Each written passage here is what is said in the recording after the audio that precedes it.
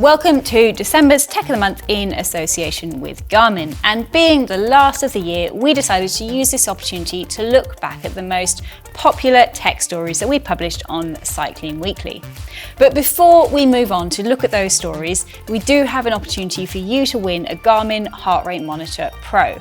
This heart rate monitor strap provides accurate data, and actually if you're running, it can also look at your running dynamics as well, which is pretty cool, and it can store your data too, so you can use it when you don't have the computer directly to hand.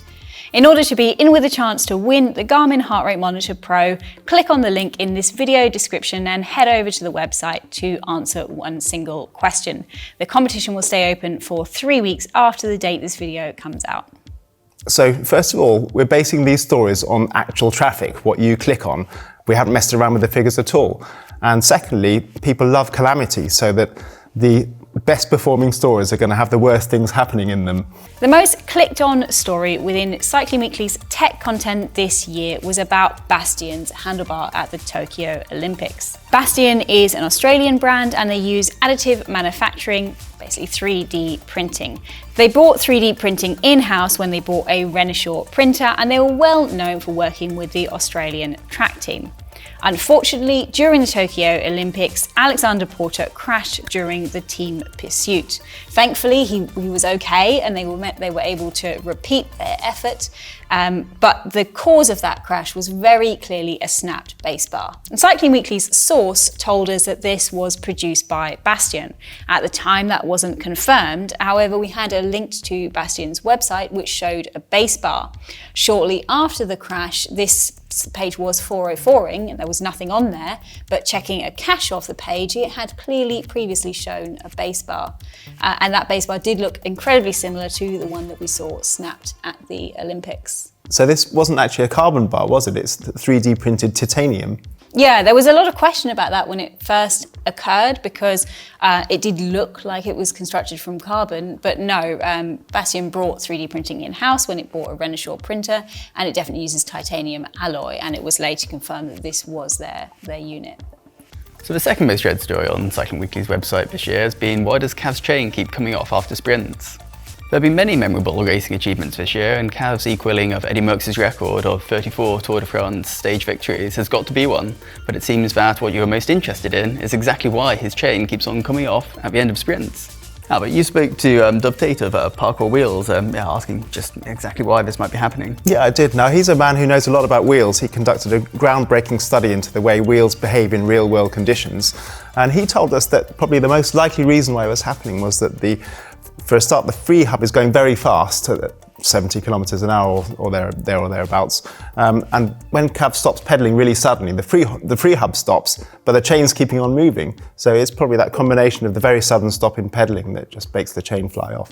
It's quite worrying when you look at the footage. You see the chain coming off and you're like, if that had happened like a moment sooner, you think it could have all been over. But Philipsen would have overtaken each time. Double 2 wins for Philipsen. Poor him, but exactly. It seems to be that it's only when he's stopping pedaling, so just don't celebrate too quickly. All right, number 3. I'm not going to dwell on this for ages because I feel like I wrote enough words about the incident, and I'm not going to lie, I basically had a ride, and then I wrote 1,000 words about tubeless punctures that don't seal. It created a fair amount of conversation because some people are die-hard tubeless fans. I love tubeless on gravel bikes, mountain bikes, car tyres, and I do like it on road tyres, but I feel like it has some way to go, because when a puncture unfortunately doesn't seal because it's too large, you get sealant flowing up like a fountain and it's annoying. And I do feel like with the amount that wheel and tyre brands are pushing tubeless technology, just working on the sealant seems like a really obvious thing to do. And I think the fact that a brand has told me they're doing that implies to me it's not just me that thinks there's a problem. So the sealant really is not enough to seal at a higher pressure. That's what's happening really, isn't it? Exactly, yeah. And just to be clear, I'm not running around at 80, 90 psi. We're talking about kind of like 60. I have run down to 50 actually and still got a puncture that didn't seal. Maybe I just got really unlucky because I had about 3 of these in a row. And yes, you can plug them.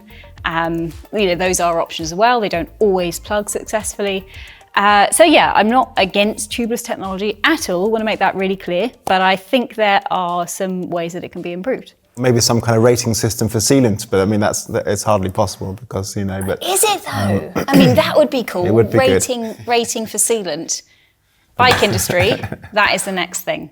The fourth most popular tech story this year was one that I wrote. It's about Ford reinventing the front derailleur.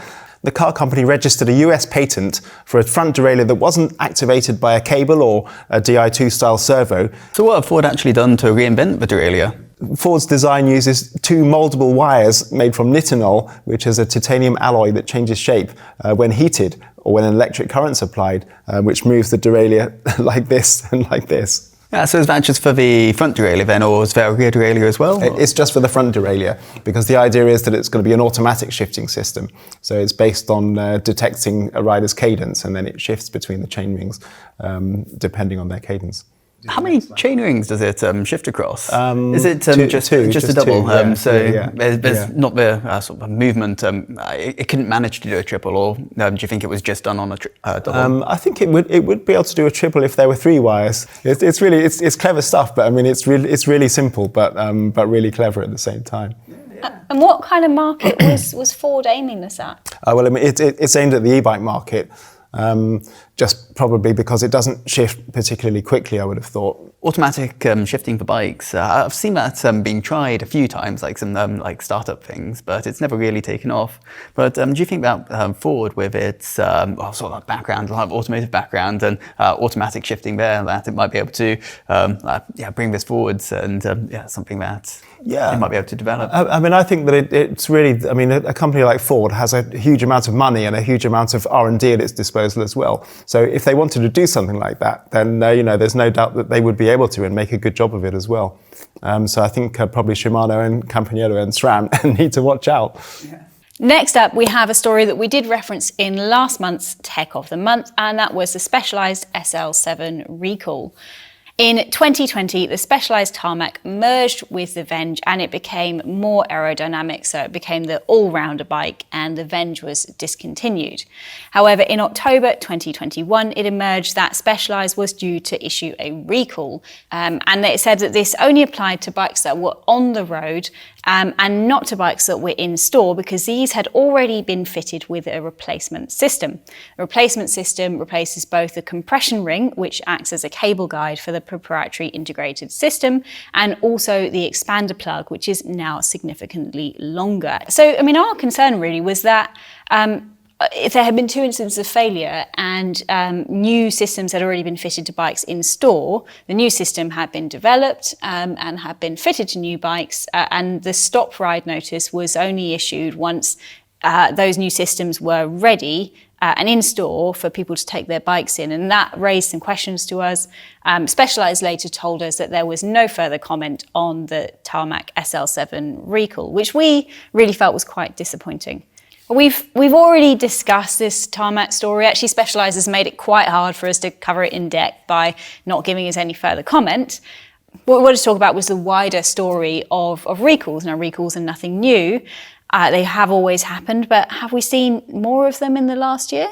It does feel like there's been a certain prevalence, particularly, as you say, around handlebars and the steerer, that whole front end of a bike. Factor is one of them that's had a problem with the expander bung for the steerer tube. It's, I think, quite a different in kind of a problem, but I think that you know more about exactly what was going wrong with those Factor bikes. There was a problem with the expander bung, so they said that a small number that had come out of the factory had a defect, and that meant that people weren't able to get preload, and then they were over-tightening the steerer, and then they were getting cracking. So it wasn't necessarily a recall of all of those bikes, but they asked people to check, and if they were having problems, then they would get a new expander bung. The next story is about the bike that Sonny Colbrelli used to win Paris-Roubaix. Now, I had said, is this the most normal bike ever to have won Paris-Roubaix? And that caused a lot of people to disagree with it, actually. And I'm pretty sure that this is one of the reasons why this story was so read, because people looked at his bike, which was a Merida Reacto Aero bike, which was pretty much the sort of standard spec that you or I could go into a shop and buy. And I'd said, well, that's normal, but probably what I actually should have said was regular. Yeah, or unmodified. Yeah, unmodified, because of course normally for Paris-Roubaix the teams raid the service course and dig out the old Ambrosio Nemesis rims and tied and soldered spokes. They put on the big Paris-Roubaix tubular tyres.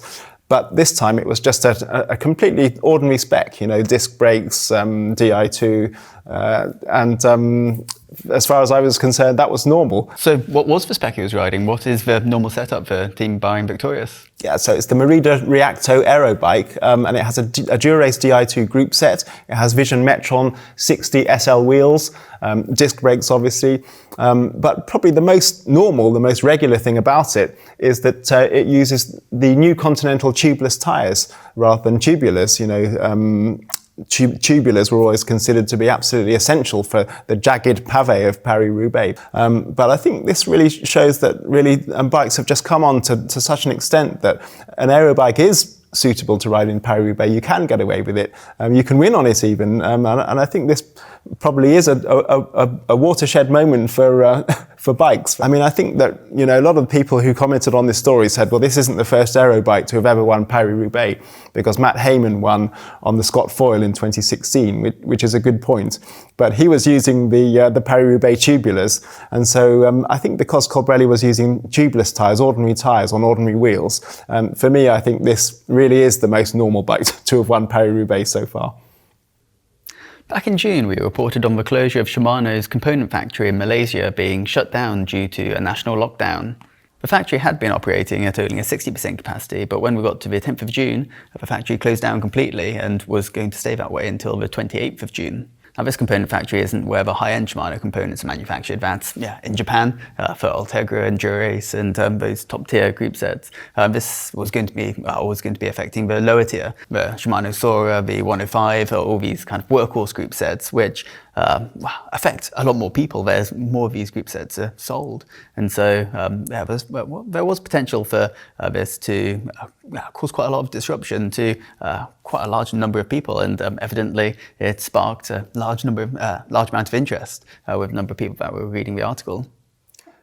It's all Shimano needs, really, isn't it? After the bike boom of the lockdown year of 2020, and now this, and now another lockdown directly affecting it. The supply and demand issues that we're seeing are clearly not purely as a result of this particular factory closure, but there is just a plethora of issues going on. Do we expect those to improve over 2022, or are we looking much further down the line?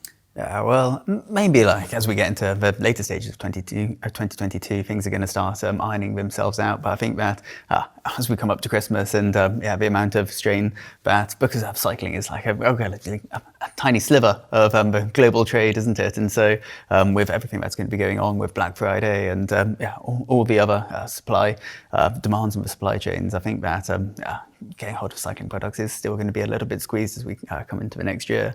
But I suppose the thing to stress, though, is it's not across the board. You can still get hold of Shimano parts, but it's when you're looking for a particular model, say that you want to have a crankset and a particular tooth count and arm length, that's when you come up and you butt up against this, and it's like, oh, I can't actually find that model in stock anywhere where I'm looking. But yeah, I think that as we start coming into the later stages of the next year, things should start ironing themselves out a little bit, and we should start being able to get hold of products in the way that we're previously used to.